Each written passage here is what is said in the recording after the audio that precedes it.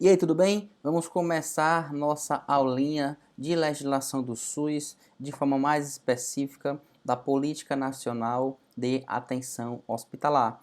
Esta aula está disponível em vídeo no canal do YouTube e também em áudio em forma de podcast no Spotify, se você quiser apenas ouvir. Tranquilo?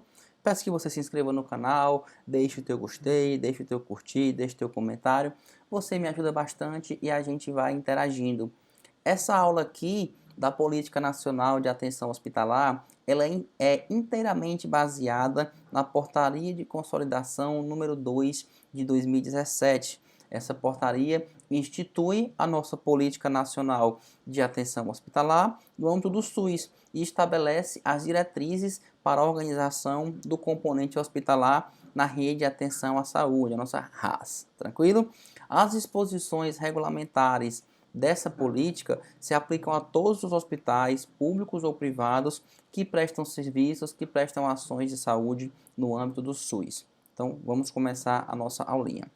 Aspectos iniciais. A política define que os hospitais são instituições complexas, com densidade tecnológica específica, de caráter multiprofissional e interdisciplinar, responsável pela assistência aos usuários com condições agudas ou crônicas, que apresentem potencial de instabilização e de complicações em seu estado de saúde, exigindo-se assistência contínua em regime de internação e ações que abrangem a promoção da saúde, a prevenção de agravos, o diagnóstico, o tratamento e a reabilitação.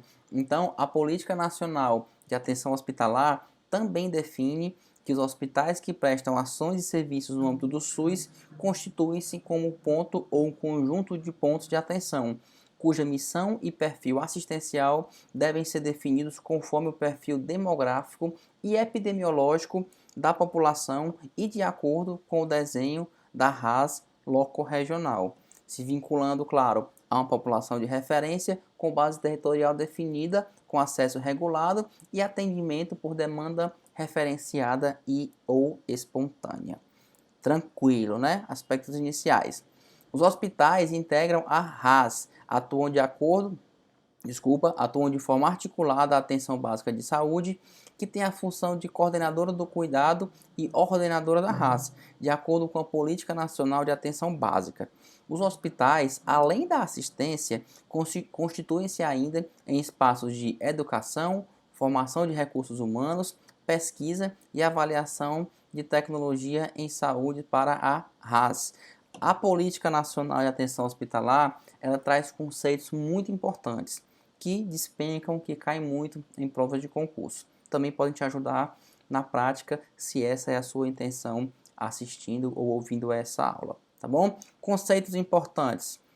Acessibilidade hospitalar é a condição para a utilização com segurança e autonomia total ou assistida dos espaços, mobiliários e equipamentos do hospital por uma pessoa com deficiência ou pessoa com mobilidade reduzida.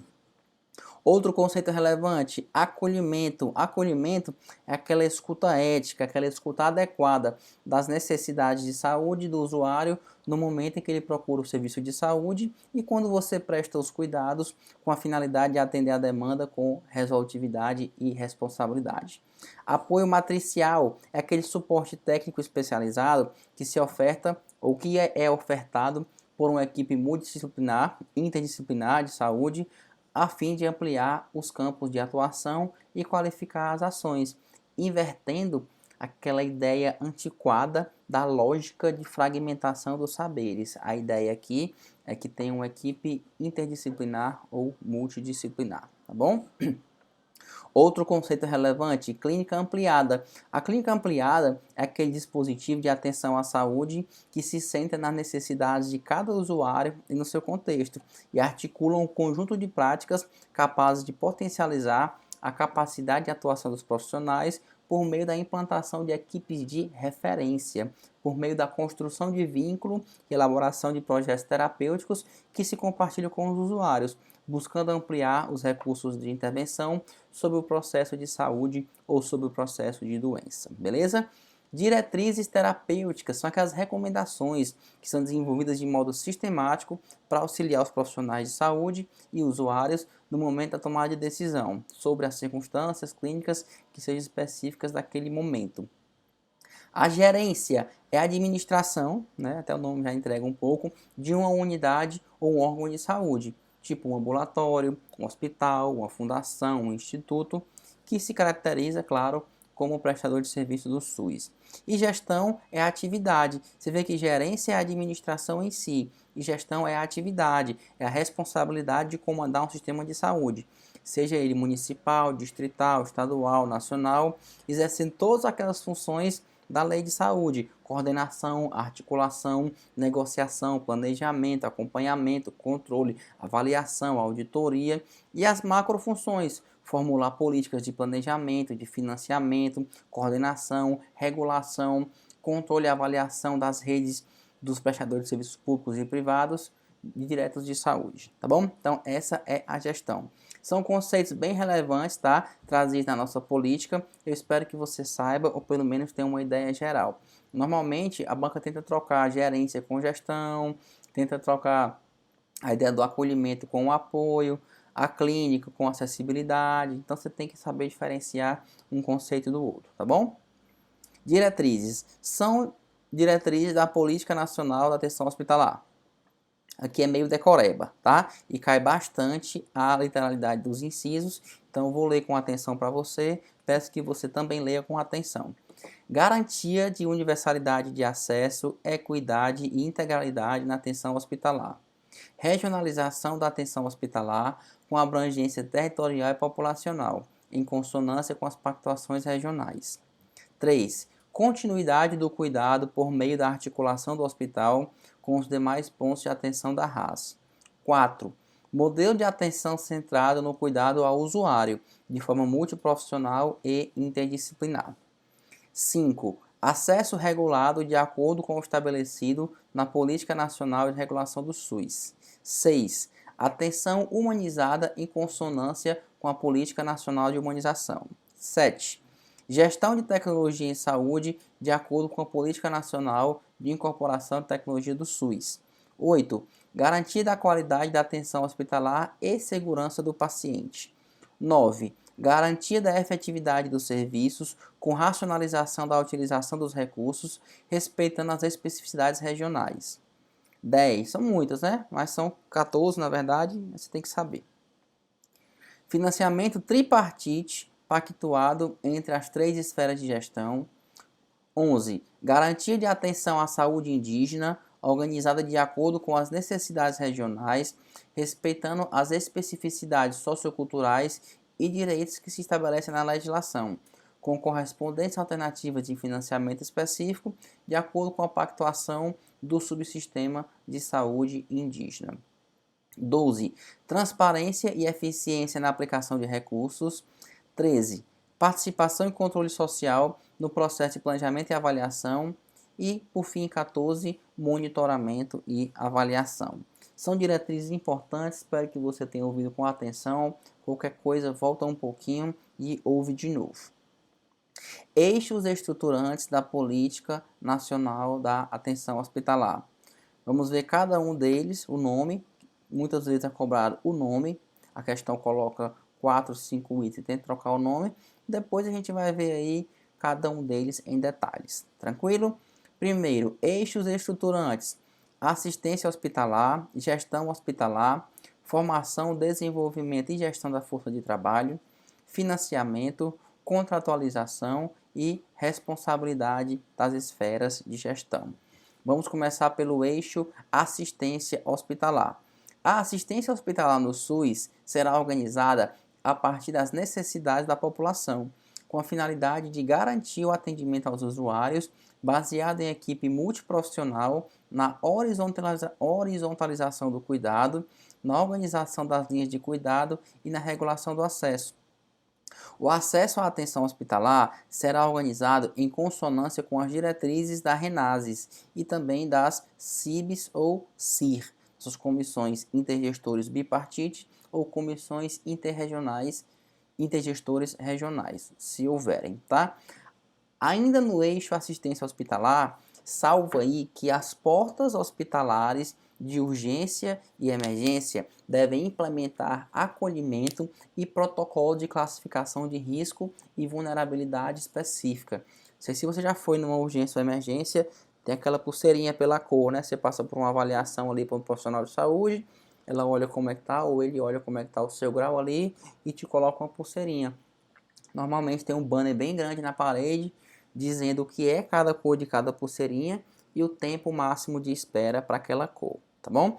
Ainda assim, independente dessa classificação, a equipe de saúde ela é integralmente responsável pelo usuário desde o momento em que ele adentra, que ele chega, que ele passa pela porta, e deve essa equipe proporcionar um atendimento acolhedor e que respeite as especificidades socioculturais. Beleza, né? Aqui ainda no eixo assistência hospitalar. Continuando, esse modelo de atenção hospitalar ele tem que contemplar um conjunto de dispositivos de cuidado que assegure o acesso, a qualidade da assistência e a segurança do paciente. Então, tem que garantir o acesso, a qualidade dessa assistência e a segurança do nosso paciente, do nosso usuário, tá bom?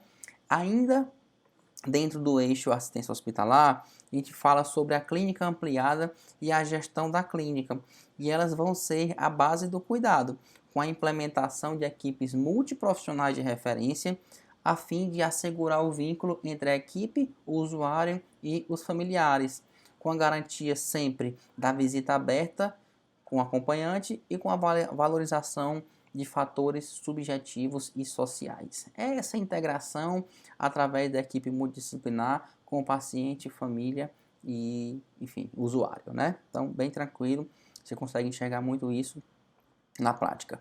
Ainda dentro do eixo assistência hospitalar, as equipes multiprofissionais de referência serão a estrutura nuclear do serviço de saúde do hospital e serão formadas por profissionais de diferentes áreas e saberes, que irão compartilhar informações e decisões de forma horizontal, estabelecendo-se como referência para os usuários e familiares, tá bom? A horizontalização do cuidado será uma das estratégias para a efetivação da equipe de referência, com fortalecimento do vínculo entre profissionais, usuários e familiares, assim como eu te falei há pouco, né?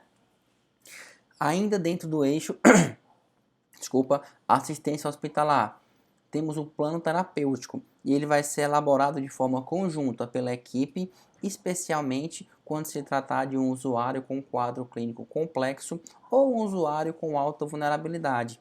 Para quê? Para que eu reavalie diagnósticos, para que eu redefina as linhas de intervenção terapêutica, sempre registrando, claro, um prontuário, que é um documento único, unificado e compartilhado pela equipe multiprofissional.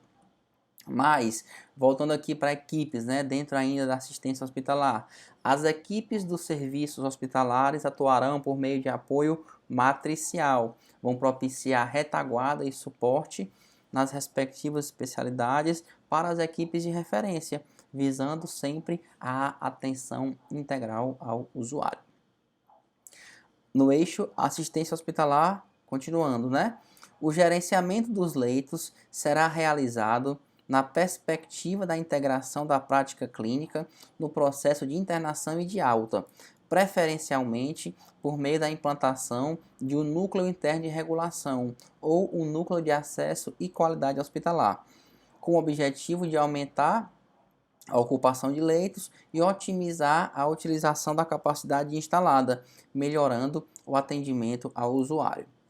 Cabe ao hospital implantar aqui, ó, você vai ver que vai dizer, às vezes vai dizer, cabe à RAS, cabe à gestão, é ao hospital de maneira direta, tá? O termo que a legislação usa é hospital, a gente pretende na prova manter o termo que a legislação usa para acertar as questões, né? Cabe ao hospital implantar os núcleos de segurança do paciente nos moldes descritos nas resoluções da Anvisa, de forma a elaborar um plano de segurança do paciente, bem como garantir a implantação dos protocolos básicos de segurança do paciente. Ainda em protocolos, a gente tem o quê?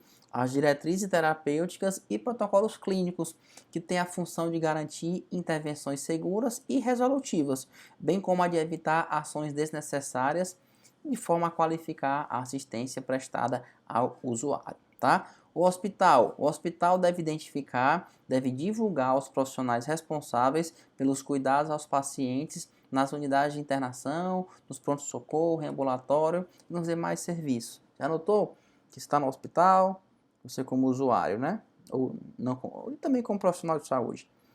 Tem ali os leitos, os apartamentos, você tem aquela bancadinha ali com os profissionais de saúde. Na parede é para ter, e normalmente tem, o nome dos profissionais que estão de plantão. Às vezes tem até a escala de cada um, o nome e a área, né, de serviço dele, a área de formação, a área de trabalho dele. É bem comum isso aí, tá? É até obrigatório, né? Cabe ao hospital implantar a visita aberta, garantindo a ampliação do acesso dos visitantes ao pronto-socorro e às unidades de internação. Por quê? Porque isso vai favorecer a relação entre o usuário, familiares e rede social de apoio e também equipe de referência. Para a gente finalizar o nosso eixo assistência hospitalar, a gente tem que os usuários internados, especialmente os idosos, gestantes, crianças, adolescentes e indígenas, possuem direito a acompanhante 24 horas por dia. A auditoria clínica interna periódica deve ser realizada no mínimo a cada 2 anos, com o objetivo de qualificar o processo assistencial hospitalar. Tá bom? A alta hospitalar responsável, entendida como transferência do cuidado, deve ser sempre feita por meio de 3 perspectivas. Primeira, orientação dos pacientes e familiares quanto à continuidade do tratamento, reforçando sempre a autonomia da pessoa e proporcionando o autocuidado. Aqui é alta, né? O cara vai ter alta hospitalar. Segundo, outra perspectiva, articulação da continuidade do cuidado com os demais pontos de atenção da RAS, em particular a atenção básica. E a terceira perspectiva, a implantação de mecanismos de deshospitalização, visando alternativas às práticas hospitalares, bem como as de cuidados particulares ou domiciliares pactuados na RAS, tá bom? Então, é aquele cuidado na alta hospitalar e a legislação chama de alta hospitalar responsável. Agora, dentro do eixo gestão hospitalar, a gente estava no eixo assistência hospitalar, agora o eixo gestão hospitalar. A gestão da atenção hospitalar será pautada na garantia do acesso e qualidade da assistência, no cumprimento de metas pactuadas na contratualização com o gestor, na eficiência e transparência da aplicação dos recursos e no planejamento participativo e democrático. Essa gestão da atenção hospitalar no SUS vai se definir em consonância com o desenho da RAS, de acordo com o papel daquele hospital na rede, de acordo com a implementação de fluxos regulatórios, de acordo com os critérios de monitoramento e avaliação e até da forma de contrato, beleza? Dentro dessa gestão e atenção hospitalar, a gente vai ter o gestor estadual, o distrital, o municipal de saúde. E todos eles são responsáveis pela regulação da atenção hospitalar, nos termos, claro, da Política Nacional de Regulação do SUS. Vão se utilizar de critérios assistenciais, de protocolos assistenciais, aquela ideia de priorizar o risco, priorizar as vulnerabilidades quando existirem, para proporcionar um acesso ao cuidado adequado e no tempo oportuno. Os hospitais em si devem desenvolver estratégias que monitorem e avaliem o compromisso e as metas pactuadas no contrato e na qualidade das ações e serviços de forma sistemática, sempre em conjunto, claro, com as instâncias gestoras e superiores do SUS, usando os resultados para subsidiar o seu planejamento e a sua gestão. Aqui a gente parte com uma ideia mais administrativa, né? Em relação à ambiência, essa palavra deve ser comum para você já, tá? Em relação à ambiência, os hospitais devem adotar uma arquitetura inclusiva e com acessibilidade. Tão óbvio, né? Mas precisa ser dito, infelizmente. Agora no eixo formação, desenvolvimento e gestão da força de trabalho. Todos os espaços de produção das ações e serviços de saúde no SUS, constituem-se em campo de prática para ensino, pesquisa e incorporação tecnológica em saúde, devendo os hospitais integrantes do SUS desempenhar um importante papel na formação, tanto para suas equipes como para o matriciamento dos trabalhadores dos demais pontos de atenção da RAIS, de acordo com o pactuado com os gestores. Então, os hospitais que integram o SUS devem participar tanto de ações de formação de novos profissionais de saúde, quanto na educação permanente em saúde, com prioridade, claro, para as áreas estratégicas. E isso deve integrar programas e políticas prioritárias de formação e saúde, em saúde, né?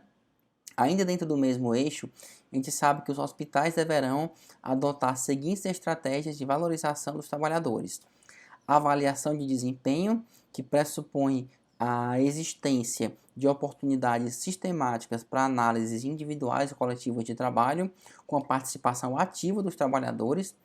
A educação permanente, então deve-se oferecer aos profissionais de saúde das equipes dos hospitais, sempre baseado no aprendizado para o serviço. Então eles devem aprender e ensinar, sempre incorporando isso aí no cotidiano das equipes dos profissionais de saúde.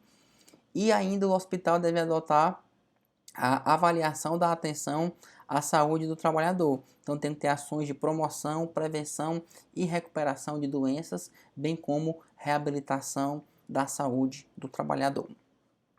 Agora, no eixo financiamento, a gente vê que o financiamento da assistência hospitalar será tripartite, pactuado entre as três esferas de gestão, né? União, Estados e município, o DF sempre pega nas competências de estados e município, de acordo com as normas do SUS. Todos os recursos que compõem os custeios das ações e serviços para a atenção hospitalar constarão num único instrumento formal de contrato, mediante pelo cumprimento de metas quali e quantitativas de assistência, gestão e ensino ou pesquisa. As regiões, aqui falando já de Amazônia ou Amazônia Legal, né? As regiões com populações dispersas ou rarefeitas em grandes territórios, enfim, grande extensão territorial, tipo a Amazônia Legal, tem que ter mecanismo específico de custeio que considerem as especificidades locais e regionais, né? Claro, né? Até para facilitar o acesso e a atenção integral de saúde. Os recursos de investimento destinados à atenção hospitalar vão considerar a ampliação da capacidade instalada, a renovação do parque tecnológico e a inovação de tecnologias, respeitando-se as especificidades regionais e os pactos locais, de acordo com os seguintes critérios de população, de priorização. Aqui é uma definição de como é que eu vou mandar esse dinheiro, né? Então, tem que estar em consonância com as prioridades estabelecidas no plano de saúde nacional, estadual, distrital e municipal. Tem que contemplar os projetos de implementação das redes temáticas de atenção à saúde e programas do SUS e priorizar regiões remotas com grandes vazios assistenciais. Então é assim que se distribui o dinheiro, tá bom? Falando de financiamento, né? Eixo contratualização.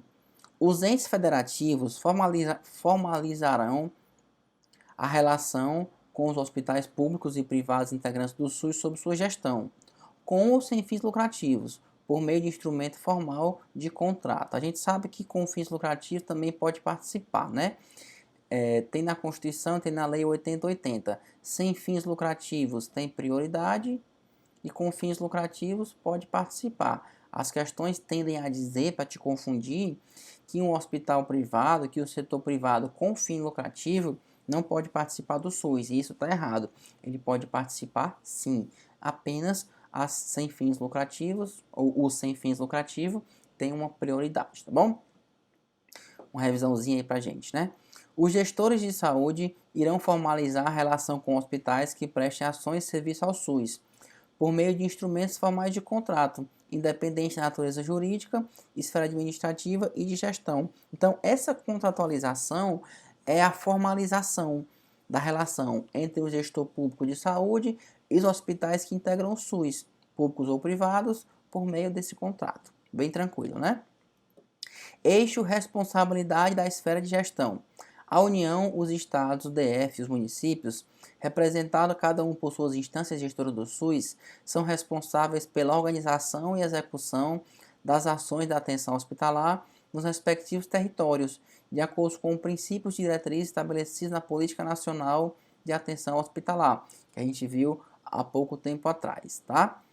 As bancas, a gente está falando aqui de responsabilidade de cada esfera, gostam de cobrar as atribuições dos hospitais, ou seja, a probabilidade das bancas cobrarem de forma específica a responsabilidade de cada ente é bem pequena. Então eu vou trazer apenas aqui um slide. Se você está ouvindo o podcast, nem te preocupa. No slide você dá uma lida rápida. No podcast, você, se quiser, abre a própria política de atenção e dá também uma lida rápida. Ou procura no vídeo, ou também não se preocupa tanto, tá? Porque, vou ser bem sincero contigo, se eu vi uma ou duas questões cobrando a responsabilidade específica de cada esfera de gestão, dentro, claro, da Política Nacional de Atenção Hospitalar, foi muito. Normalmente cobra as atribuições dos hospitais, tá? Mas por desencargo de consciência e mais responsabilidade, vou te trazer aqui. Aqui é o Ministério da Saúde, então a gente está aqui no âmbito federal, no âmbito da União, tá? São essas competências. Dá uma pausa aí e lê bem rápido. Aqui secretarias estaduais e do DF, dá uma pausa também e lê bem rápido. E aqui as municipais e do DF. Você vê que o Distrito Federal está nas duas, né? É porque ele acumula competências municipais e estaduais. Beleza? É isso. Finalizamos, focamos nos principais pontos, nos principais aspectos da nossa política de atenção. Peço que você resolva questões sobre o assunto. Qualquer dúvida, me chama. Deixa o comentário em qualquer vídeo meu que eu te respondo. Se você está no Spotify, deixa o comentário naquela caixinha de pergunta que está aí, logo após o vídeo. Embaixo da minha foto aí tem a caixinha de pergunta. O que você achou do vídeo? Pode deixar teu comentário, pode deixar tua dúvida, que eu te ajudo, tá bom? Espero que você tenha gostado, principalmente tenha aprendido. Se inscreve, deixa o teu gostei, que a gente vai se comunicando e você me ajuda também. É isso, bons estudos!